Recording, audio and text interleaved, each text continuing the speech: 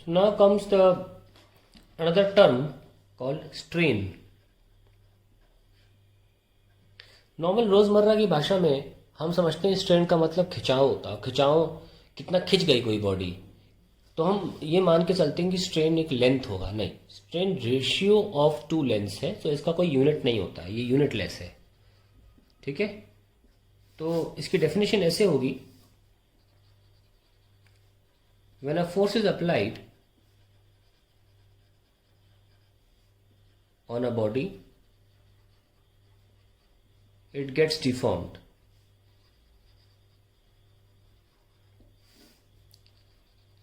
The relative change, relative मतलब होता है हम डिवाइड करते हैं जब, change in dimension. In dimension तो तीन प्रकार के हो सकते हैं, लेंथ, एरिया एंड वॉल्यूम, है ना, तीनों हो सकते हैं। The relative change in dimension of body which is under stress is called strain. तो ये डेफिनेशन है, तो ये एक कंप्लीट डेफिनेशन है। ये कोई एक स्पेसिफिक स्ट्रेन की बात नहीं कर रही है, इसलिए मैंने डायमेंशन वर्ड यूज़ किया है। जो डायमेंशन लेंथ भी हो सकता है, एरिया, वॉल्यूम, जो भी है। ठीक है, सो अगर शेप चेंज होगा, मैं एरिया की जगह I would rather right shape. Okay, length, volume and shape. और जब शेप चेंज होगा तो वॉल्यूम चेंज नहीं होगा, ध्यान रखें इस बात का। So length, volume and shape. तो डायमेंशन में ये सब चीज़ें बदल सकती हैं। आप एरिया भी लिख सकते हैं, पर यहाँ शेप के अकॉर्डिंग हम एक स्ट्रेन समझाएंगे आपको, इसलिए मैंने एरिया काट के शेप लिख दिया है। Of body which is under stress is called strain. तो जब आप किसी बॉडी पर, एक बात इंपॉर्टेंट बात ध्यान रखें, before we start explaining you before I start explaining you the word strain, सबसे पहले मान लीजिए एक रॉड ले ली तुमने और आपने इसमें फोर्स लगाया इधर। मान लीजिए यहाँ से रिजिडली सपोर्टेड है, क्योंकि अगर आप सपोर्ट नहीं करोगे तो आपके साथ चल जाएगी, है ना। आपने फोर्स लगाया, मैंने आपको क्या समझाया था कि आप पर जब प्रेशर डाला जाता है तब आप स्ट्रेस लेते हो। स्ट्रेस ऐसे ही उत्पन्न नहीं होता, तो बाहर से पहले प्रतिक्रिया होगी, उसके बाद ही आप रिएक्ट करोगे। तो मान लीजिए बाहर से प्रतिक्रिया तो हो रही है, पर आप तो कोई फर्क ही नहीं पड़ रहा, तो फिर आप स्ट्रेस क्यों लोगे? नहीं लोगे ना। तो तो प्रोसेस क्या है, पहले आप फोर्स अप्लाई करोगे, अप्लाई फोर्स, ये स्टेप नंबर 1 होगा। स्टेप नंबर 1, पूरा प्रोसीजर समझना। स्टेप नंबर 2 ये होगा, अप्लाई फोर्स के बाद बॉडी में डिफॉर्मेशन होगा। डिफॉर्मेशन टेक्स प्लेस, क्योंकि डिफॉर्मिंग फोर्स है, टेक्स प्लेस। जब डिफॉर्मेशन होना शुरू होगा, जब बॉडी को फर्क पड़ना शुरू होगा फोर्स की वजह से, तब आएगा स्ट्रेन, सॉरी, तब आएगा स्ट्रेस। जब बॉडी को फर्क पड़ना चालू होगा, जब बॉडी में डिफॉर्मेशन हो रहा होगा, उसके बाद ही तो स्ट्रेस आएगा। क्योंकि स्ट्रेस तब होता है जब बाहर के फोर्स का फर्क पड़ना चालू हो जाए। यानी कि हमने चीज़ देखी कि डिफॉर्मेशन के बाद स्ट्रेस आता है। इसका मतलब क्या सीखा हमने? स्ट्रेन, जो कि हमने बोला डिफॉर्मेशन, क्या बोला? When a body is applied, when a force is applied on a body it gets deformed, the relative change in dimension. तो चेंज इन डायमेंशन पहले होना शुरू होगा। तो क्या सीखे हम? Strain comes first. बहुत इंपॉर्टेंट शब्द, फैक्ट बता रहा हूं मैं। स्ट्रेन पहले आता है, और जब स्ट्रेन आ जाता है तो उसको उसको रोकने के लिए, उस बदलाव को ना होने देने के लिए अब स्ट्रेस डेवलप होना शुरू होता है। तो जब तक बाहर से लगाए प्रेशर, समाज के, घर वालों के, स्कूल के, टीचरों के, किसी के भी प्रेशर का आप पर कोई फर्क नहीं पड़ेगा, तो आप स्ट्रेस क्यों लोगे भाई, है ना। और अगर पड़ेगा तभी तो स्ट्रेस लोगे। तो पहले फर्क पड़ना जरूरी है। तो यहाँ फर्क पड़ा, चेंज इन डायमेंशन हुआ, उसके बाद स्ट्रेन आया, सॉरी स्ट्रेस आया। So remember this, the strain comes first, first there is a change in the dimension and then stress develops to resist that change happening. तो बात ध्यान रखें, स्ट्रेन कम्स फर्स्ट। अब देखते हैं स्ट्रेन किन किन प्रकार के होते हैं। Let us see. There are three types of strain which occur due to the deforming force. पहला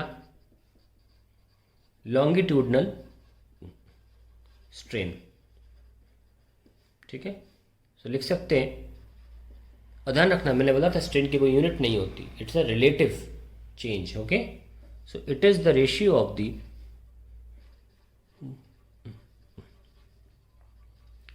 चेंज इन लेंथ, वो डिक्रीज भी हो सकती है, वो इंक्रीज भी हो सकती है। Change in length to the original length. तो लॉन्गिट्यूडनल स्ट्रेन को हम एप्सिलॉन से दिखाते हैं। Delta L by L is the formula for it, okay. अब आता है हमारा शेयर स्ट्रेन। इसकी डेफिनेशन पेरोना इतना आसान नहीं है, तो पहले डायग्राम से देख लेते हैं। सपोज मेरे पास एक क्यूब है,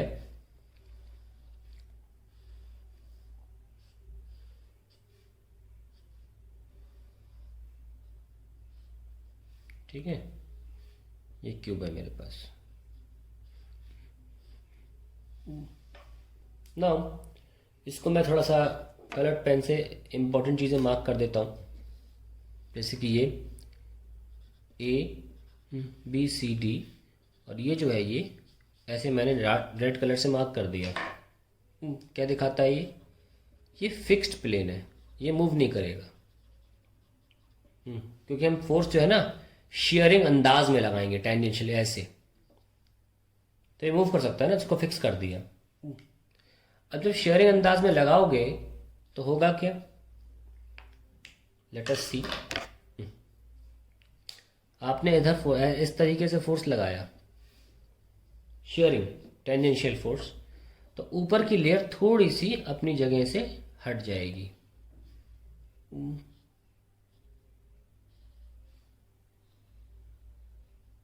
ये हट गई, ठीक है, हल्की सी ऊपर की जगह हल्की सी शिफ्ट हो गई। ये फिक्स्ड प्लेन है, और फिक्स्ड प्लेन की मूवेबल प्लेन से जो डिस्टेंस है वो एल है,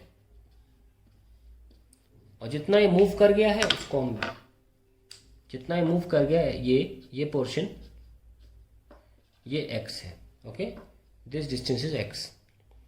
और ये एंगल कितना डिस्प्लेस हुआ है, ये ऊपर की प्लेन जो है उसका नाम हम लिख देते हैं P Q R S, P Q R और एस। तो जो पोर्शन पहले था उसको पी क्यू आर एस बोला है, अब जो अब हो गया उसको बोल देते हैं P dash Q dash R dash और एस डैश, ठीक है। तो यहाँ पर जो शेयर स्ट्रेन है वो डिफाइंड कैसे, शेयर स्ट्रेन ऐसे डिफाइंड है, शेयर स्ट्रेन, इसे गामा से दिखाया जाता है। आप वैसे कुछ किताबें अलग लेटर भी यूज़ करती हैं, मैं वो लेटर यूज़ कर रहा हूँ जो आगे फ्यूचर में भी आपको यूज़ करने होंगे in your engineering if you take. तो गामा से दिखाते हैं इसको, and it is x upon l. कितना लैटरल डिस्प्लेसमेंट हुआ है ऊपर के सरफेस का, divided by the length of this movable surface, perpendicular length of this surface which can displace laterally, या जिस पर फोर्स लगाया जा रहा है टू द फिक्स्ड प्लेन। तो इसको मैं डिफाइन कैसे करूंगा, लेट अस सी। इसको इसी को डिफाइन करना है, अंग्रेजी में पर होना है, ठीक है, और कुछ नहीं करना था, बड़ी बात नहीं है। Let's start writing. shearing strain is defined as the ratio of lateral displacement x of a plane PQRS, मैंने PQRS लिया भी है, ठीक है, to the perpendicular distance, perpendicular distance L of this displaced plane from a fixed plane. और वो कौन है fixed plane? A B C D. So we have shown you that the shearing strain is x by l।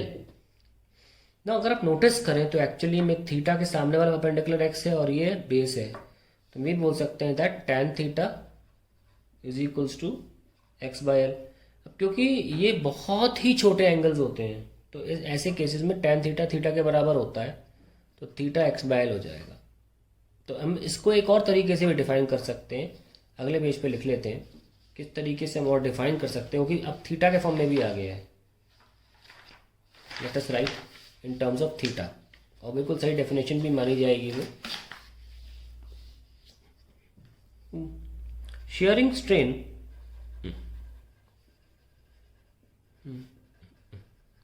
may also be defined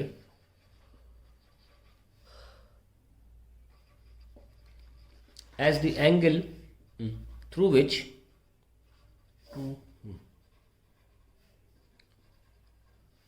a line originally perpendicular to the fixed plane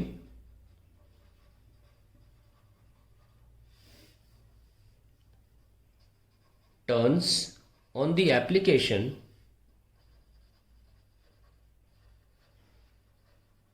of deforming force।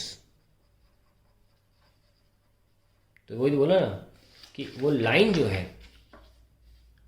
ये line जो है ना, on the application of force F कितने angle से turn हो जाती है, वो भी हम shearing strain बोल सकते हैं।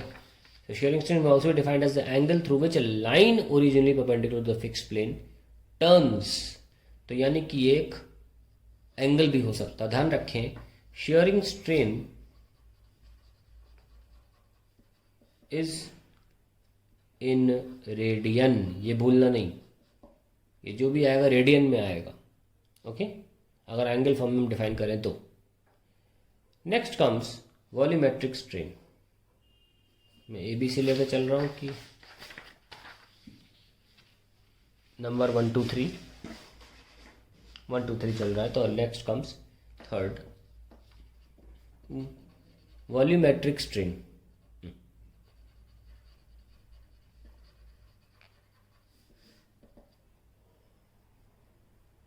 It is defined as the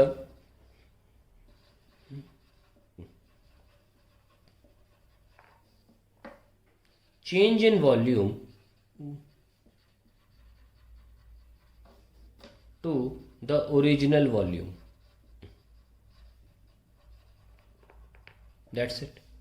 So you can volumetric strain को आप एप्सिलॉन से दिखाते हैं और नीचे VOL लिख देते हैं। It is delta V by V। That is volumetric strain. तो अब हम जान चुके हैं कि स्ट्रेन पहले आता है और उसके आने के बाद स्ट्रेस डेवलप होता है। ठीक है, तब स्ट्रेस और स्ट्रेन में रिलेशन क्या है वो अगले वीडियो में देखते हैं।